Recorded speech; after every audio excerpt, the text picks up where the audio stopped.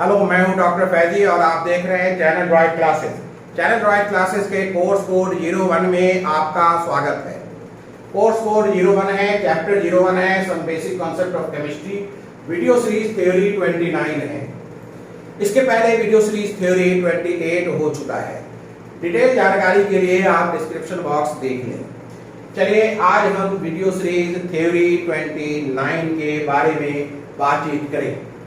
इसमें हम लोग देखेंगे determination of empirical formula and molecular formula. तो हमारा टॉपिक जो है आज का वो है determination of empirical formula and molecular formula. Empirical formula and molecular formula. Empirical formula and molecular formula and molecular formula. Determination of empirical formula and molecular formula, ये हमारा टॉपिक है। क्लियर है?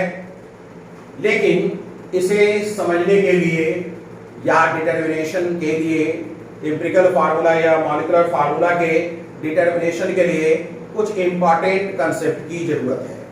कुछ इंपॉर्टेंट कंसेप्ट की जरूरत है, जैसे percentage composition by मास। सबसे इंपॉर्टेंट यही है, परसेंटेज कंपोजिशन बाय मास, इसकी जरूरत है। क्लियर है? तो अभी हम लोग यही पहले देखेंगे, परसेंटेज कंपोजिशन बाय मास। तो पहला टॉपिक जो हम इसे समझने के लिए करें डिस्कशन, वो है परसेंटेज कंपोजिशन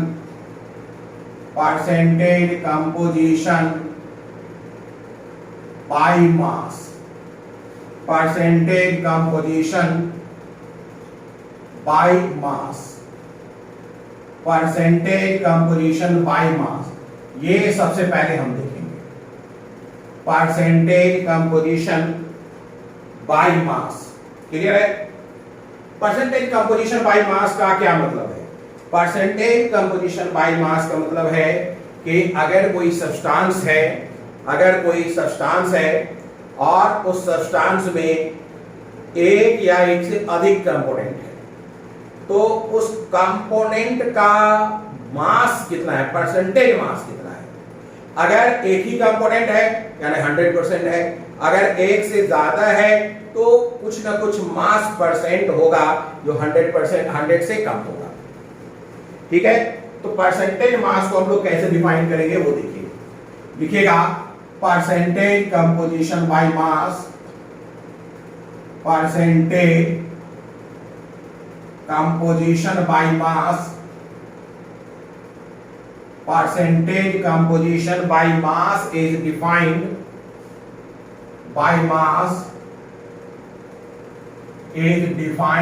as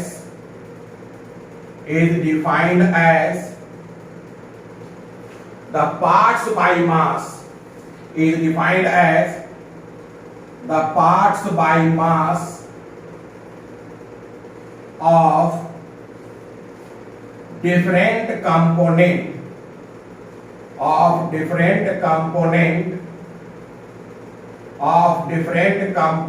ध्यान दीजिएगा। Percentage composition by mass is defined as the parts by mass of different component present in 100 parts by mass of substance। 100 parts by mass of substance यानी 100 parts by mass of substance। 100 parts by mass of substance में कितना parts by mass, ठीक है, different component का मौजूद है। यही percentage composition है। It is known as percentage composition by mass is defined as the parts by mass of different component. Different component का कितना पार्ट है मास में, है ना।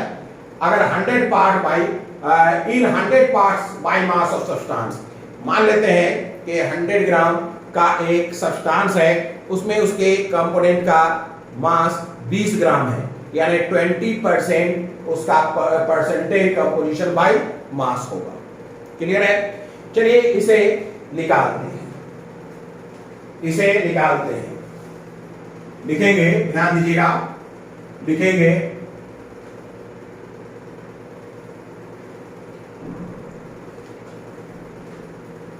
इसे निकालते हैं। देखिएगा, लिखिएगा लेट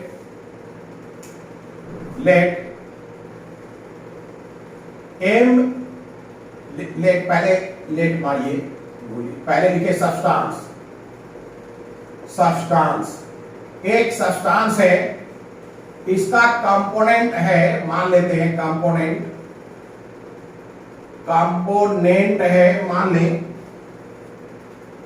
ए B C dash dash dash. ठीक है, तो हम लिख सकते हैं let M A is equal to mass of component A, M B is equal to mass of component B, M C is equal to mass of component C, and so on. अगर D है तो M D हो जाएगा, ई है तो M E हो जाएगा। Clear है। अब देखिए टोटल मास ऑफ सब्सटेंस कितना हो जाएगा भाई, टोटल मास ऑफ सब्सटेंस हो जाएगा, total mass of substance is equal to हो जाएगा M A plus M B plus M C plus dash dash dash. Clear है भाई। सब्सटेंस का टोटल मास सारे कंपोनेंट के मास का सम ही तो होगा। तो मान लेते हैं कोई सब्सटेंस है, उसका कंपोनेंट है ए बी सी डी, कुछ भी है, उसके मास हमने ले लिया M A M B M C, total mass of substance भी सबको जोड़ देंगे, ये टोटल मास ऑफ सब्सटेंस मिल जाएगा। अब हमें percentage composition by mass of A निकालना है। अब हमें निकालना है percentage composition by mass of A. अब हमें निकालना है परसेंटेज कंपोजिशन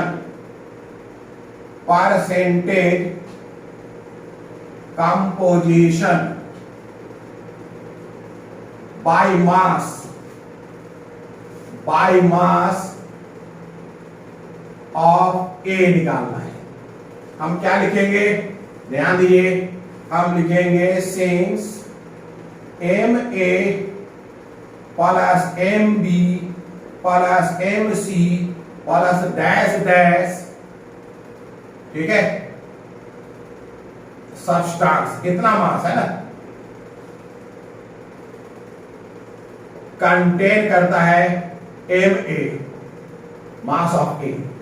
ठीक है, तो आप बताइए इतना ग्राम, 1 ग्राम मास या 1 पार्ट बाय मास कितना रखेगा, M A upon M A plus M B plus M C plus dash dash. Clear है। तो इसका मतलब क्या है, देयरफॉर 100, अगर 100 पार्ट्स बाय मास की बात करें तो क्या हो जाएगा, M A upon M A plus M B plus M C plus dash dash into 100। Clear है। यही जो निकला है अपना को, ये जो निकला है, इसे जो हम सॉल्व करेंगे तो ये मिलेगा percentage composition by mass of A. Percentage composition by mass of A मिलेगा, percentage composition by mass of A मिलेगा। क्लियर हो गई बात। अब हम अगर चाहें इसी पैटर्न पर तो परसेंटेज कंपोजिशन ऑफ ए की जगह पर mass, percentage composition by mass of A की जगह पर बी ले सकते हैं, सी ले सकते हैं। तो हम लिखें सिमिलरली लिख सकते हैं सिमिलरली, लिखेंगे similarly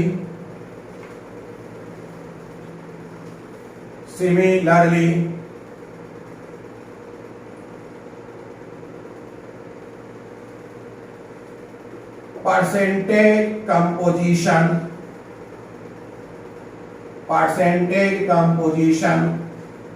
by mass, percentage composition by mass of B is equal to mb upon ma plus mb plus mc plus dash dash into 100। इसी तरीके से लिख सकते हैं percentage composition by mass of C is equal to mc upon ma plus mb plus mc plus dash dash into 100 and so on। ठीक है, तो इस तरीके से अगर आप चाहें तो परसेंटेज कंपोजिशन निकाल सकते हैं। ये क्या है भाई, ये कंपोनेंट का मास है, ये क्या है टोटल मास है, और ये क्या 100 है। तो परसेंटेज कंपोजिशन के लिए फार्मूला हम लोग लिख सकते हैं percentage composition by mass of component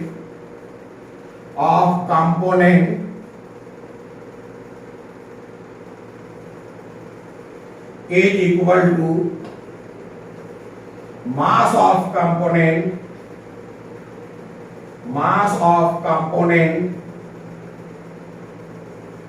upon total mass into 100।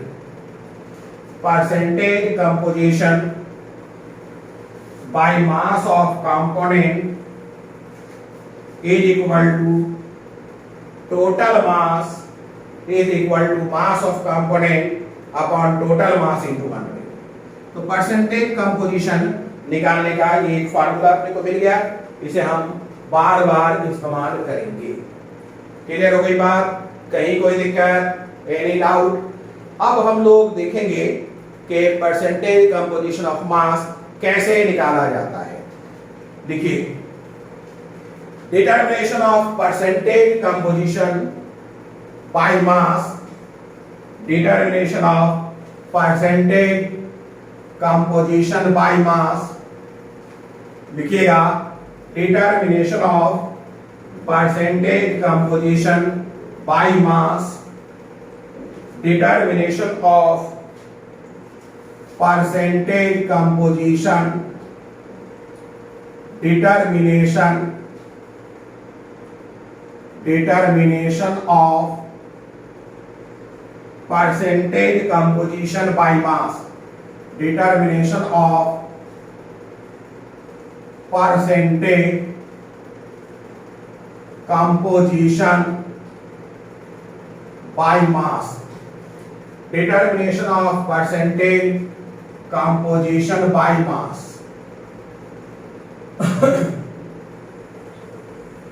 ठीक है, पहला तरीका या पहला केस, जब मॉलिक्यूलर फार्मूला दिया हुआ हो, मॉलिक्यूलर फार्मूला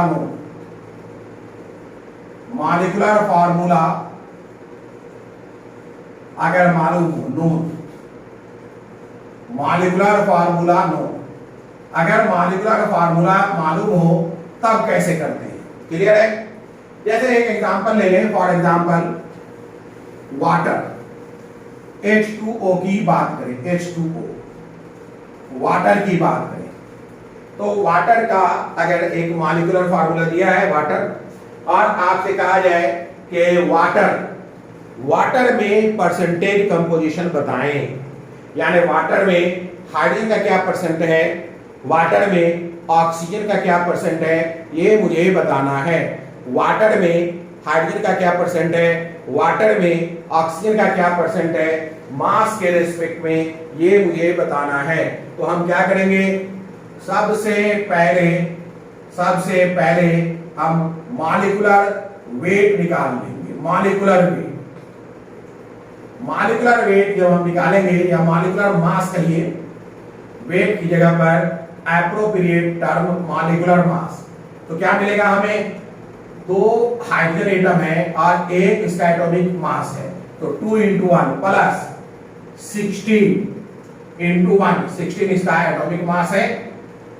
ऐसे लिखिए 1 × 16, एक ही तरीके से लिखें। 2 नंबर ऑफ एटम, ये atomic mass, 1 number of atom, ये एटॉमिक मास, इसे जोड़ेंगे तो 18 मिल जाएगा। मॉलिक्यूलर मास 18 Av हो गया ना। अब देखिए हमें मालूम है कि परसेंटेज कंपोजिशन बराबर, अभी निकाला है, percentage composition by mass, percentage composition by mass is equal to होता है mass of component. Mass of component hydrogen का कितना है, 2 × 1, टोटल मास सब्सटेंस का कितना है, 80 × 100। तो हमें परसेंटेज कंपोजिशन बाय मास निकल गया। यहां पर मास किसका, हाइड्रोजन का, तो हम ऐसे लिखें percentage composition by mass of H मतलब हाइड्रोजन। ठीक है। अरे इसमें थोड़ा सा हम लोग चेंजिंग कर लेते हैं, फार्मूला वही है। ये 2 क्या है भाई, 2 नंबर ऑफ एटम है, ये क्या है, एटॉमिक मास। तो इस केस में परसेंटेज कंपोजिशन ऑफ मास के लिए, परसेंटेज कंपोजिशन बाय मास के लिए ऑफ एनी कंपोनेंट के लिए लिख सकते हैं of any component is equal to number of atom into atomic mass into atomic mass upon molecular mass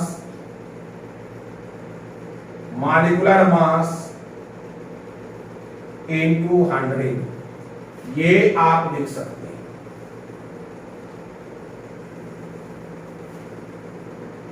percentage composition by mass of any component बराबर लिख सकते हैं number of atom into atomic mass upon molecular mass into 100 लिख सकते हैं। Clear हो गई बात। चलिए इसी फार्मूले का इस्तेमाल हम ऑक्सीजन के लिए कर सकते हैं। Percentage composition by mass, percentage composition by mass of oxygen is equal to 1 into 16 upon 18 into 100। इसे सॉल्व करिएगा 88.88% आ जाएगा। इसे सॉल्व करिएगा 11.11% आ जाएगा। तो इसका मतलब है वाटर में हाइड्रोजन 11.11% है और ऑक्सीजन 88.88% है, यानी 11.11% बाय मास है, 88.88% बाय मास है। क्लियर है। तो अगर मॉलिक्यूलर फार्मूला दिया हुआ हो तो हम बहुत आसानी के साथ परसेंटेज कंपोजिशन निकाल सकते हैं। अगर मॉलिक्यूलर फार्मूला दिया हुआ है तो हम बहुत आसानी के साथ परसेंटेज कंपोजिशन निकाल सकते हैं। क्लियर हो गई बात। अब इसके बाद हम लोग बात करेंगे, ध्यान दीजिए, इसके बाद हम लोग बात करेंगे, चलिए एक क्वेश्चन कर ले फिर आगे बात करते हैं। क्वेश्चन है find the percentage composition by mass, find the percentage composition by mass, find the percentage composition by mass of A number glucose, B number Na2CO3.10H2O। अब यहां भी ग्लूकोज दिया है, ग्लूकोज का मॉलिक्यूलर फार्मूला आसानी से मालूम हो जाता है, Na2CO3 × 10H2O है। यहाँ तो मॉलिक्यूलर फार्मूला लिख ही दिया गया है, आपको परसेंटेज कंपोजिशन बताना है। चलिए बताते हैं परसेंटेज कंपोजिशन। सबसे पहले हम लोग ग्लूकोज को सॉल्व करते हैं। चलिए तो स्टार्ट किया जाए ग्लूकोज के लिए। ए number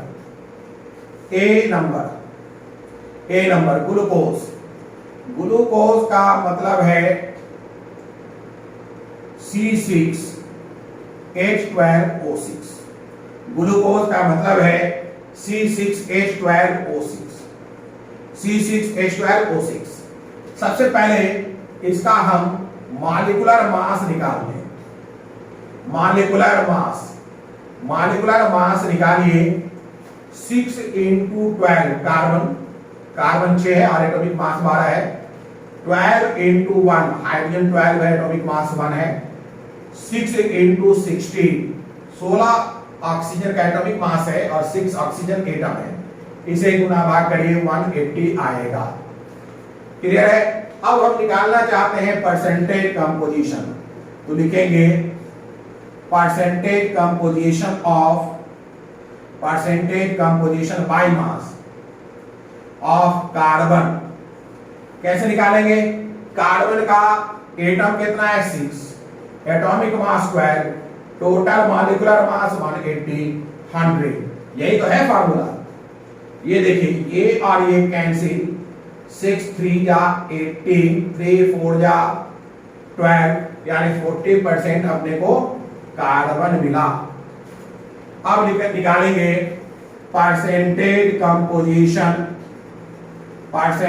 composition by mass of hydrogen बराबर क्या हो जाएगा? 12 number of atom into atomic mass 1 upon molecular mass 180 into 100। Check करिए। 6 2 जा 12, 6 3 जा 18, यानी कि 20/3। 3 से 20 को डिवाइड करिए। 3 6 जा 18, 2.20, फिर 6 टाइम्स चला जाएगा, यानी 6.66%। क्लियर है। अब हम निकाल सकते हैं percentage composition by mass of oxygen. कैसे निकलेगा? 6 × 16 अपॉन 180 इंटू 100। ये और ये कैंसिल। 6 3 जा 18। क्लियर है। कितना आ गया भाई? 160/3। तो 3 से 160 को डिवाइड करिए। 3 5 जा 15, 1 10, 3 3 जा 9, 1 पॉइंट, फिर क्या हो जाएगा? 3 3 जा 9, मतलब 53.33% के करीब आएगा। क्लियर है। कार्बन का 40%, ठीक है, हाइड्रोजन 66.66% और ऑक्सीजन 53.33%। क्लियर है। अगर हम चाहते तो ऑक्सीजन को इस तरीके से भी निकाल सकते थे। परसेंटेज ऑफ ऑक्सीजन अगर निकालना चाहते तो हम इसे इस तरीके से भी निकाल सकते थे। परसेंटेज कंपोजिशन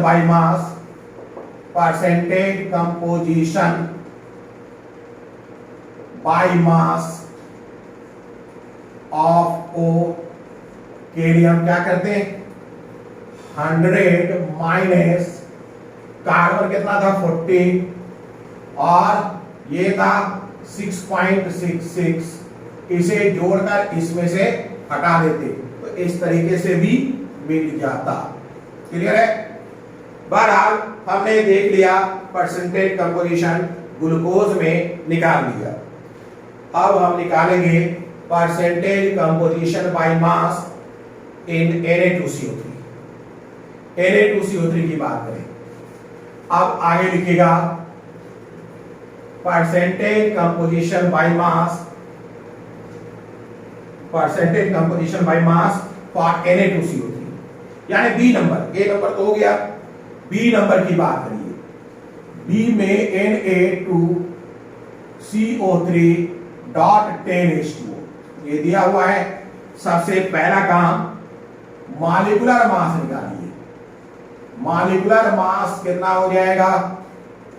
मॉलिक्यूलर मास बराबर हो जाएगा 23 इंटू 2 प्लस 12 प्लस ऑक्सीजन कितना है यहां पर सी के साथ है 16 into 3 plus 10 into 1 into 2 plus 16 जोड़िए आपको 286 आ जाएगा। जोड़ लेते हैं, 2 दिया 6, 2 दी 4, 12, 3 छक्के 16 दिया 48 प्लस 180 है ना। जोड़िए जरा सा 180 48 12 46 8 2 10 6 16 से 1 1 8 9 4 13 14 4 18 आते 286। हाँ 286 आ गया, 286 मॉलिक्यूलर मास अपने को मिल गया 286। अब हम फटाफट परसेंटेज कंपोजिशन निकालेंगे। Percentage composition, percentage composition by mass of sodium कितना हो जाएगा? Percentage composition by mass of sodium, ठीक है, 2 इंटू 23 अपॉन 286 इंटू 100। अभी सॉल्व करेंगे। Percentage composition by mass of carbon, carbon कितना है? एक ही है ना, तो 1 into 12 upon 286 into 100। Percentage composition by mass of oxygen, यहां देखिए ऑक्सीजन 3 है और वाटर में 10 है, तो 13 into 16 upon 286 into 100। Percentage composition by mass of hydrogen, hydrogen 20 है ना, तो लिखेंगे 20 इंटू 1 अपॉन 286 इंटू 100। अब यहां हम सॉल्व कर दें, कितना आ रहा है? पहले केस में 23, पहले केस में 4600 डिवाइडेड बाय 286, तो आ रहा है 16.08%, ऑलमोस्ट आ तो रहा है बहुत कुछ, 0.839160.839। इसमें देख लें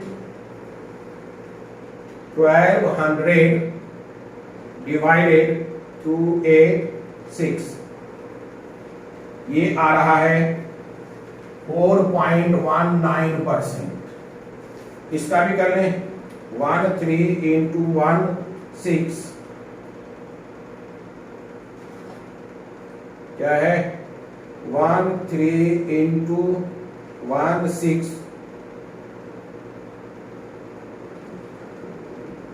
और 13 इंटू 16 इंटू 100 डिवाइडेड 286, 72.72%, 72.72%। इधर क्या आ रहा है भाई? 2000 डिवाइडेड 286 कितना आ रहा है? 6.9%। 99%। इन सब को जोड़िएगा तो ऑलमोस्ट क्या हो जाएगा, 100 आ जाएगा। जोड़कर देखें 16.08 प्लस 4.19 प्लस 72.72 प्लस 6.29 है, अच्छा 29 कर देते हैं, लगभग 99.9 के करीब आ रहा है ना। तो सीधी सी बात है, ये जो है जोड़ेंगे तो ऑलमोस्ट 100% आ जाएगा, है ना। 100% ऑलमोस्ट क्यों आता है, क्योंकि इसके बाद डेसिमल के बाद जो है ना हम लोगों ने हर जगह थोड़ा कॉम्प्रोमाइज कर लिया, अगर सब लेंगे तो 100% आ जाएगा। तो ये था परसेंटेज कंपोजिशन निकालने का तरीका। लेकिन ये तरीका कब लागू है, ये तब लागू है, ध्यान दीजिएगा, जब मॉलिक्यूलर फार्मूला आपको मालूम हो। लेकिन कोई जरूरी नहीं कि हमेशा मॉलिक्यूलर फार्मूला अपने को मालूम रहे, कोई जरूरी नहीं कि हमेशा मॉलिक्यूलर फार्मूला अपने को मालूम रहे। अगर मॉलिक्यूलर फार्मूला अननोन है तो सिर्फ एक ही तरीका बचता है, और वो है एनालिसिस, विश्लेषण, एनालिसिस, एनालिटिकल मेथड। तो अब हम केस देखेंगे कि मॉलिक्यूलर फार्मूला अननोन। अपना अगला केस है, नेक्स्ट केस है determination of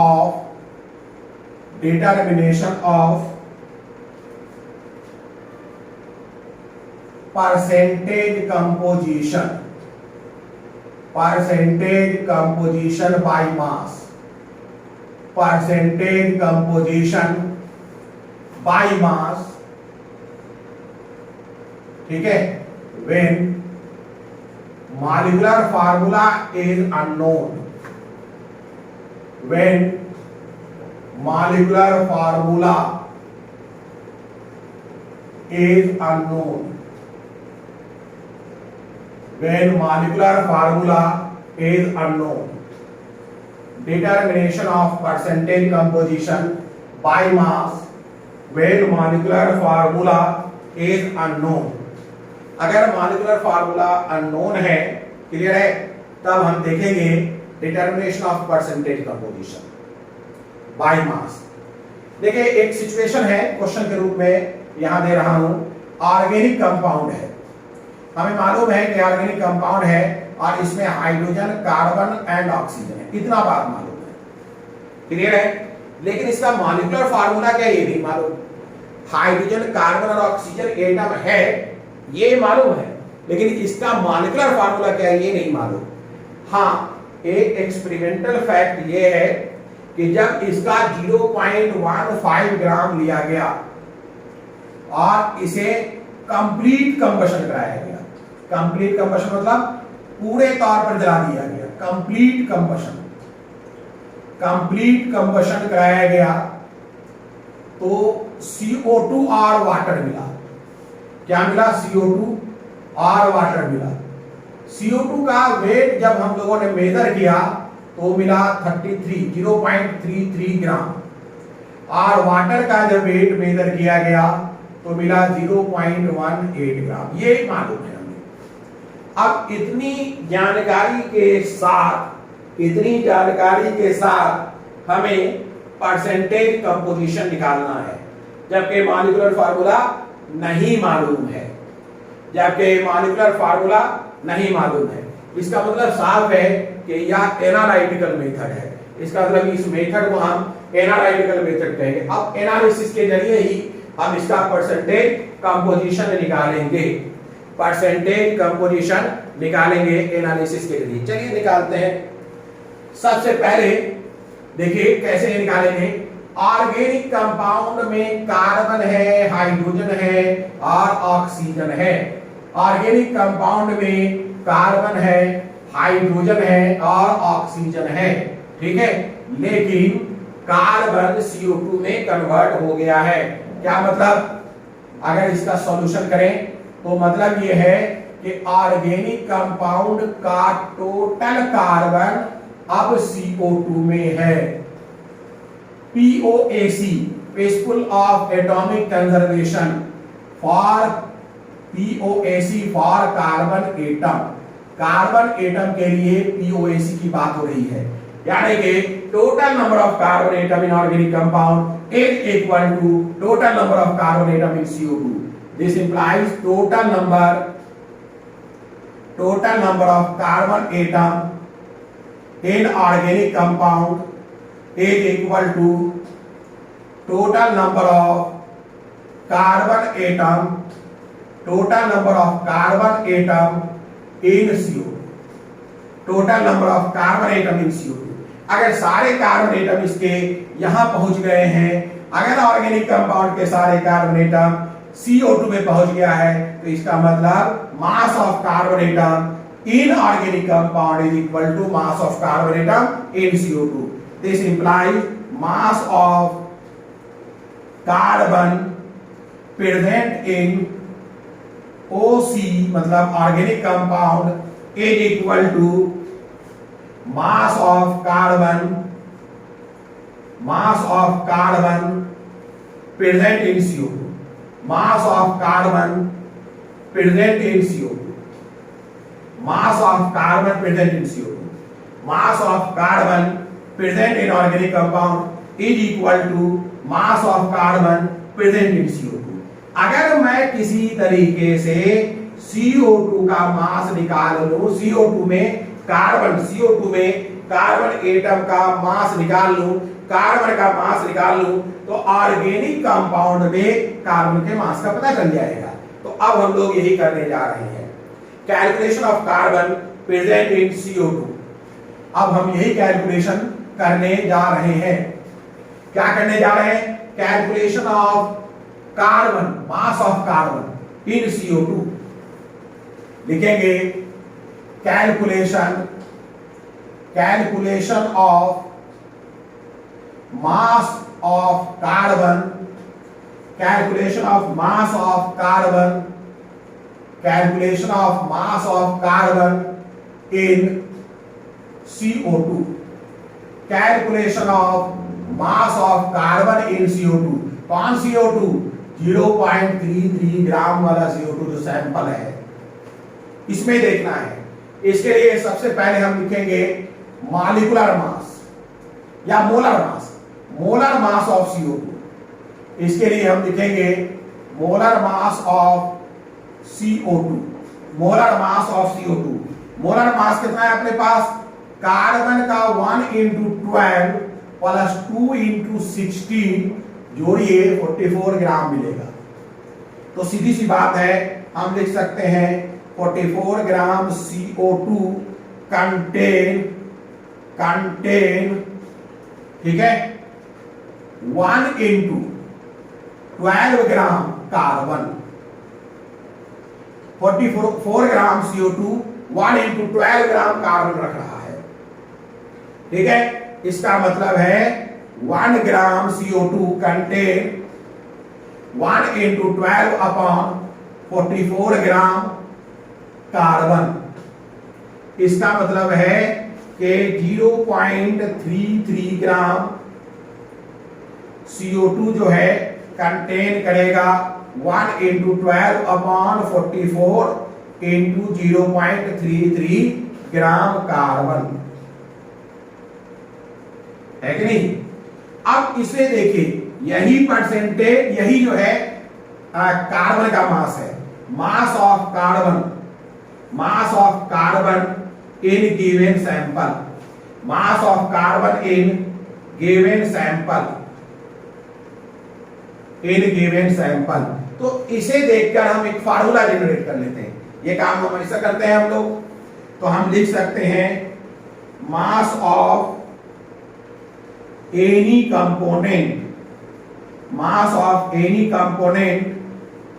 in a given sample,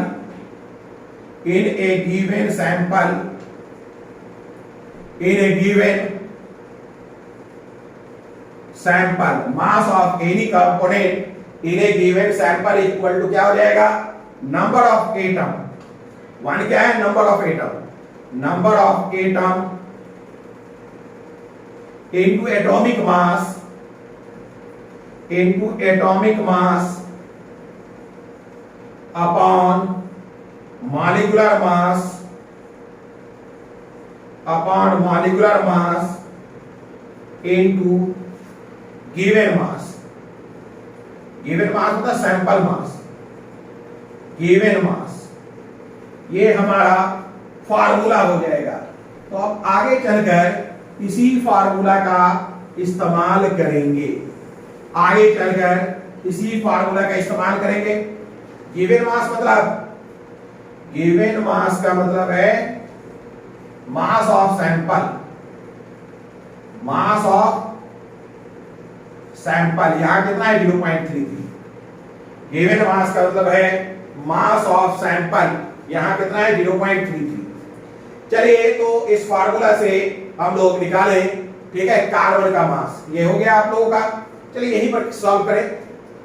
ये 0.33 है, इसे 100 कर दें, ये डेसिमल खत्म। 11 4 जा 44, 11 3 जा 33, 4 3 जा 12, 3 3 जा 9, मतलब ये हो जाएगा, दिस इंप्लाइज 0.09 ग्राम का। ये इतना कार्बन अपने को मिला, 0.33 ग्राम CO2 में 0.09 ग्राम कार्बन मौजूद है, याद रखिएगा, आगे भी काम आएगा। अब हम देखते हैं, देखिए यहां पर, अब हम देखते हैं हाइड्रोजन, हाइड्रोजन का मास निकालते हैं, परसेंटेज मास निकालते हैं। देखिए कैसे निकालेंगे। आपको मालूम है कि ऑर्गेनिक कंपाउंड, ऑर्गेनिक कंपाउंड जो कि 0.15 ग्राम था, उसे जलाया गया तो हमें पानी मिला है, और हमें क्या मिला है, CO2 मिला है, पानी मिला है और CO2 मिला है। ऑर्गेनिक कंपाउंड जो है 0.15 ग्राम है, उसे जब जलाया गया है तो क्या मिला है, पानी मिला है और CO2 मिला है। क्लियर है। यानी हम लिख सकते हैं कि ऑर्गेनिक कंपाउंड का सारा हाइड्रोजन पानी में गया है, वाटर के अंदर चला गया है। यानी हम कहें कि POAC for H2 hydrogen, POAC for hydrogen, atom तो कंजर्व है, यानी कि number of hydrogen atom in organic compound is equal to number of hydrogen atom, number of hydrogen atom in water, number of hydrogen atom in water, number of hydrogen atom in organic compound is equal to होगा number of hydrogen atom in water। Clear है। अगर hydrogen atom की संख्या बराबर है तो मास भी बराबर होगा।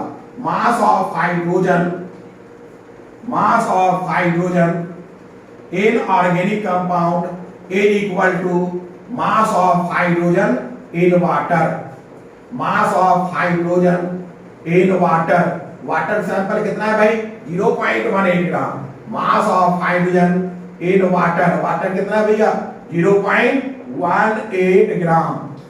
तो अब तो हमें फार्मूला मिल गया है ना, हम फटाफट निकाल लेंगे।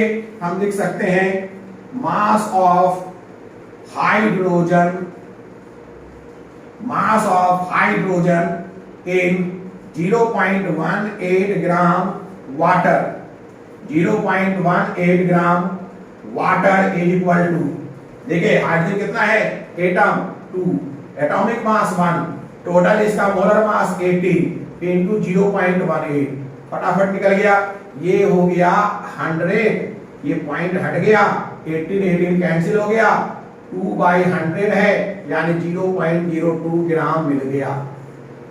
तो मास ऑफ कार्बन मिल गया, मास ऑफ हाइड्रोजन मिल गया, तो फिर मास ऑफ ऑक्सीजन निकालना कोई मुश्किल नहीं है। मास ऑफ ऑक्सीजन क्या हो जाएगा, mass of oxygen is equal to 0.15 minus 0.09 plus 0.02, 0.15 क्या है? Mass of organic compound. और उस ऑर्गेनिक कंपाउंड में इतना कार्बन है, इतना हाइड्रोजन है, तो दोनों को जोड़ दें, 0.15 से घटा दें तो ऑक्सीजन का मास आ जाएगा। तो कितना हो जाएगा भाई? 0.15 से 0.11 घटा दीजिए 145 0.04, ये दोनों जोड़ेगा तो 0.11 आ जाएगा, है ना। तो मास ऑफ ऑक्सीजन अपना आ गया 0.04। अब देखिए मुश्किल नहीं रहा, हमें ऑर्गेनिक कंपाउंड के अंदर मास ऑफ हाइड्रोजन मिल गया, हमें ऑर्गेनिक कंपाउंड के अंदर मास ऑफ हाइड्रोजन मिल गया, हमें ऑर्गेनिक कंपाउंड के अंदर क्या मिल गया? कार्बन का मास मिल गया, हमें ऑर्गेनिक कंपाउंड के अंदर मिल गया ऑक्सीजन का मास। क्लियर है? तो अब परसेंटेज निकालना है, परसेंटेज के लिए भी हमें फार्मूला मालूम है, परसेंटेज के लिए भी हमें फार्मूला मालूम है, तो हम उसी फार्मूला का इस्तेमाल करेंगे। तो लिखिए अब आगे परसेंटेज कंपोजिशन या percentage composition by mass of, percentage composition by mass लिखेंगे, परसेंटेज कंपोजिशन बाय मास, ठीक है, of carbon is equal to, carbon का अपना मास कितना है भाई?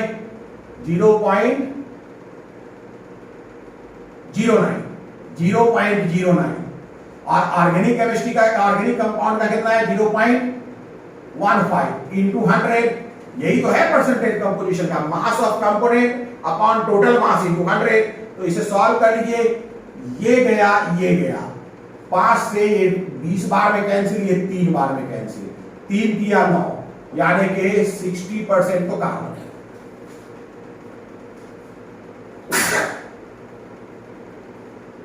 हाँ, 60% कार्बन है। अब लिखेंगे percentage composition by mass of hydrogen, hydrogen कितना? 0.02, तो हाइड्रोजन का मास 0.02, ऑर्गेनिक कंपाउंड का मास 0.15 इंटू 100, ये भी गया, ये भी गया, तो 5 दिया 15, 20, तो हो गया 40/3, 3 से 40 को डिवाइड करिए, 3 1 जा 3, 1 10, है कि नहीं, 3 3 जा 9, 1 पॉइंट दीजिए, 3 3 जा 9, 1, यानी 13.33% ये हो गया, ये 60%, ये 13.3%। तो percentage composition by mass of oxygen क्या हो जाएगा? Percentage composition by mass of oxygen क्या हो जाएगा भाई? बराबर, सीधी सी बात है, 100 में ये दोनों जोड़ दीजिए,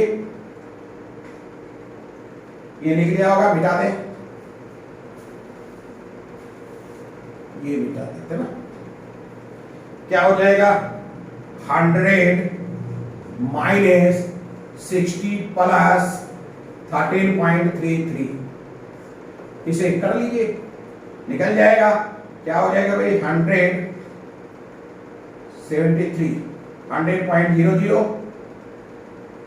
73.33, यानी 3 7 10 9, 3 6 9, 3 6 9 9 गया, 7 26.67%।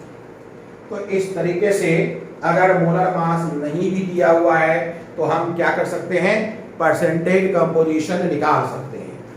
तो अगर एम्पिरिकल फार्मूला आपको निकालना है और एम्पिरिकल फार्मूला के साथ मॉलिक्यूलर फार्मूला निकालना है तो परसेंटेज कंपोजिशन की समझ अच्छी होनी चाहिए। तो यहां हम लोगों ने क्या देखा कि परसेंटेज कंपोजिशन कैसे निकाला जाता है, ये क्लियर हो गया। परसेंटेज कंपोजिशन आमतौर पे 2 तरीके से निकाला जाता है। परसेंटेज कंपोजिशन आमतौर पे 2 तरीके से निकाला जाता है, एक तो तब जब मॉलिक्यूलर मास जानते हो, एक तब जब मॉलिक्यूलर मास अननोन हो। दोनों कंडीशन में परसेंटेज कंपोजिशन निकालना हम लोगों ने सीख लिया है। अब आगे देखते हैं परसेंटेज कंपोजिशन का, ध्यान दीजिएगा, परसेंटेज कंपोजिशन का, ठीक है, नंबर ऑफ एटम से क्या रिलेशन है। आगे देखते हैं परसेंटेज कंपोजिशन का नंबर ऑफ एटम से क्या रिलेशन है। तो हमारा टॉपिक बनने जा रहा है percentage composition by mass and number of atom. तो लिखेगा percentage composition by mass and number of atom. लिखेंगे आप percentage composition by mass and number of atom. Percentage composition by mass and number of atom. Percentage composition by mass and number of atom and number of atom। Clear है? Percentage composition by mass and number of atom, इनके बीच के relations को in fact देखना है। मान लेते हैं, एक केस बनाते हैं क्वेश्चन के रूप में। एक सब्सटेंस है,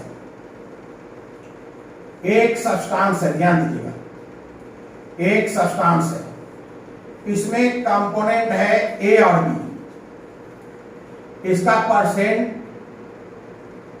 बाय मास, मतलब वही हो गया कंपोजिशन बाय मास, दिया हुआ है ऑफ ए 20, अब percent by mass of B दिया हुआ है 80। क्लियर है? यहां पर एटॉमिक मास ऑफ ए दिया हुआ है, एटॉमिक मास ऑफ ए दिया हुआ है 2, यहां पर एटॉमिक मास ऑफ बी दिया हुआ है 8। एटॉमिक मास ऑफ ए 2 है, एटॉमिक मास ऑफ बी 8 है। क्लियर है?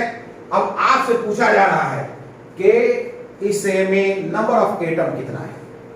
Calculate the number of atom of A and number of atom of B. Calculate the number of atom of A. Calculate the number of atom of A and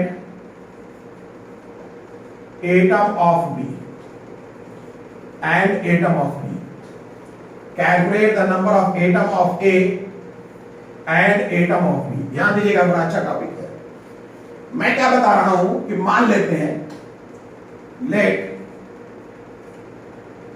mass of substance, mass of substance, अगर मैं मान लू mass of substance is equal to 100 AMU, percentage में है ना, तो 100 मान लें। तो आप खुद बताइए मास ऑफ ए क्या हो जाएगा, 20 AMU। मास ऑफ बी क्या हो जाएगा, मास ऑफ बी हो जाएगा 80 AMU, है कि नहीं? हमें मालूम है, ध्यान दीजिएगा, हमें मालूम है कि 2 AMU अगर A है तो मतलब 1 एटम ऑफ A है। एटॉमिक मास 2 दिया हुआ है ना, 2 AMU अगर A है, यानी A का मास 2 AMU है तो 1 एटम है A का। तो अगर 1 AMU है तो इसका मतलब 1/2 एटम ऑफ A है कि नहीं? और इसका मतलब है 20 AMU है तो इसका मतलब 20/2 है, मतलब 10 एटम ऑफ A है कि नहीं? क्लियर है? तो इससे क्लियर हो गई बात। ध्यान दीजिए, इससे एक फार्मूला हमें जनरेट हो रहा है। क्या जनरेट हो रहा है? 20/2 पर गौर करिए, 20 परसेंटेज मास है और 2 एटॉमिक मास है। तो हम क्या लिख सकते हैं? Number of atom, number of atom, ध्यान दीजिएगा, is equal to number of atom is equal to percent by mass upon atomic mass, upon atomic mass, upon atomic mass, है कि नहीं? Percent by mass upon atomic mass. Clear है? ध्यान दीजिएगा, ये बड़ा इंपॉर्टेंट बात हो रही है। तो नंबर ऑफ एटम निकालने के लिए अब इस फार्मूला को हम इस्तेमाल करेंगे। तो ए का तो हमने निकाल लिया, ए का तो निकाल ही लिया है, वो है 10। बी का इस फार्मूला से निकाल लेते हैं, बी का इस फार्मूला से निकाल लिया जाए, बी का इस फार्मूला से निकाल लिया जाए। ठीक है, देखिए कैसे निकलेगा। बी का इस फार्मूला से निकालें, number of atom of B, समझिएगा, number of atom of B is equal to percent by mass, यानी कि 80, एटॉमिक मास 8, यही है ना, यानी ये भी निकल गया 10, ये भी निकल गया 10। नंबर ऑफ एटम कितना निकल गया 10, वहां A number of atom of B 10, number of atom of A 10। तो बड़ी अच्छी बात है, नंबर ऑफ एटम निकालना बड़ा आसान है। परसेंटेज कंपोजिशन बाय मास से नंबर ऑफ एटम निकालना बहुत आसान है, लेकिन यहां सावधानी भी की जरूरत है, सावधानी की जरूरत है। देखिए कैसे सावधानी की जरूरत है, देखिए कैसे। अभी हमने क्या मान लिया था, अभी हमने क्या मान लिया था, अभी हमने मान लिया था कि 100 ALU है। अभी हमने मान लिया था कि मास ऑफ सब्सटेंस 100 ALU है, 100 ALU है। ठीक है, लेकिन तो मास ऑफ ए अपने को क्या मिल गया, ए मिल गया 20 ALU, और मास ऑफ बी अपने को क्या मिल गया 80 ALU, है कि नहीं। लेकिन ये तो परसेंटेज है, हम मान लें मास ऑफ सब्सटेंस 100 ग्राम, क्लियर है। तो मास ऑफ ए कितना हो जाएगा, मास ऑफ ए 20 ग्राम हो जाएगा, मास ऑफ बी कितना हो जाएगा 80 ग्राम हो जाएगा। क्या आप ये सोच सकते हैं कि 20 ALU में जितना एटम होगा उतना ही एटम 20 ग्राम में होगा? नहीं, 20 ALU में 10 एटम है, 20 ग्राम में तो बहुत एटम होगा। ठीक है, 80 ALU में 10 एटम है, लेकिन 80 ग्राम में तो बहुत होगा। तो इसका मतलब है ये जो नंबर ऑफ एटम निकला है ये एग्जैक्ट एटम की संख्या नहीं है, इसे हम रिलेटिव एटम्स कह सकते हैं, रिलेटिव नंबर ऑफ एटम कह सकते हैं। असल में इसे इस तरीके से आप समझ सकते हैं। इस केस में नंबर ऑफ एटम कितना आया अपने को n, number of atom A कितना आया, number of atom of A आया 10। इसमें कितना आया number of atom of B आया 10। दोनों का रेशियो अगर ले लें तो रेशियो अपने को मिल जाएगा 1:1। यहां एटम की संख्या में जो भी डिफरेंस हो जाए इन दोनों का रेशियो वही आएगा 1:1। चलिए चेक करते हैं, चलिए चेक करते हैं 20 ग्राम में एटम की संख्या कितनी हो सकती है। जरा हम लोग पिछले एपिसोड पर गौर करें, हम लोगों ने नंबर ऑफ एटम निकालना सीखा था। क्या होता है 20 बाई, ध्यान दीजिएगा ये ग्राम है ना, इसे मोल में बदल लें, 20 बाई एटॉमिक मास 20 ग्राम है, एटॉमिक मास 2 है तो 2 से डिवाइड करेंगे, ये नंबर ऑफ मोल हो गया, इनटू NO अवोगाड्रो नंबर है, इतना ही हमारे पास क्या हो जाएगा नंबर ऑफ एटम, इतना ही नंबर ऑफ एटम होगा। NO मतलब 6.022 into 10 पर पावर 23, इतना ही एटम हो जाएगा। यानी कि नंबर ऑफ एटम जो मिलेगा ए का, ए की बात कर रहे हैं, ए का याद रखिए नंबर ऑफ मोल 20 ग्राम है ना, 20 ग्राम को 2 से डिवाइड कर दिया एटॉमिक मास से, एटॉमिक मास नहीं ये ग्राम एटॉमिक मास से, तो ये क्या मिल जाएगा नंबर ऑफ मोल, और नंबर ऑफ मोल को n0 से गुना कर देंगे तो नंबर ऑफ एटम, क्लियर है ना। तो ये हमें मिल जाएगा 10n0। अब देखिए नंबर ऑफ एटम बी की बात करें तो ये 80/8 into n0 हो जाएगा, ये भी हमें कितना मिल जाएगा 10n0 दोनों का रेशियो लीजिए। रेशियो अगेन आपको मिलेगा, रेशियो एक बार फिर 1:1 मिलेगा। क्लियर है? तो बेहतर ये है कि हम लोग कहें रिलेटिव नंबर ऑफ एटम, ठीक है, relative number of atom, relative number of atom is equal to,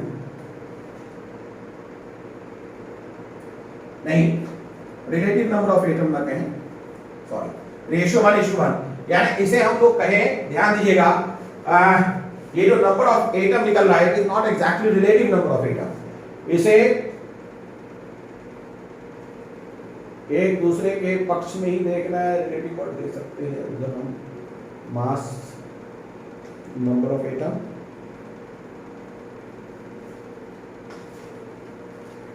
चलिए लिख सकते हैं, बिल्कुल लिख सकते हैं। ये क्या हो जाएगा? रिलेटिव, इसे कहेंगे relative number of atom, relative number of atom कहेंगे वो क्या हो जाएगा? Percent by mass upon atomic mass, bye atomic mass, ये रिलेटिव नंबर ऑफ एटम हो जाएगा। क्लियर है? Percent by mass upon atomic मास, ये रिलेटिव ही है क्योंकि ये एग्जैक्ट हर केस में परसेंटेज में तो ग्राम है, केजी भी मान सकते हैं, टन भी मान सकते हैं। तो अगर हम डिफरेंट केसेस लेंगे तो नंबर ऑफ एटम तो बदलता चला जाएगा ना। तो ये जो हमारे पास वैल्यू आ रहा है नंबर ऑफ एटम, ये वास्तव में एक रिलेटिव टर्म है। रिलेटिव टर्म है मतलब कि ये नंबर ऑफ एटम अगर निकल रहा है किसी कंपोनेंट का तो उसी के अकॉर्डिंग दूसरे का भी निकलेगा, दोनों के रेस्पेक्ट में निकलेगा, रिलेटिव नंबर ऑफ एटम। तो चलिए आज इतनी बात हो गई। अगर आज का ये कंसेप्ट समझ में आ रहा है, अच्छा इसके आगे एम्पिरिकल फार्मूला और मॉलिक्यूलर फार्मूला पर हम बात करेंगे, लेकिन ये अगले सीरीज में होगा, डिटरमिनेशन ऑफ अगले सीरीज में होगा। वीडियो सीरीज थ्योरी 29 हो गया, ठीक है। आज इतना ही रहने दीजिए। अगर सारी बातें ठीक समझ में आ रहा है तो लाइक करिए, शेयर करिए, सब्सक्राइब करिए। Good day.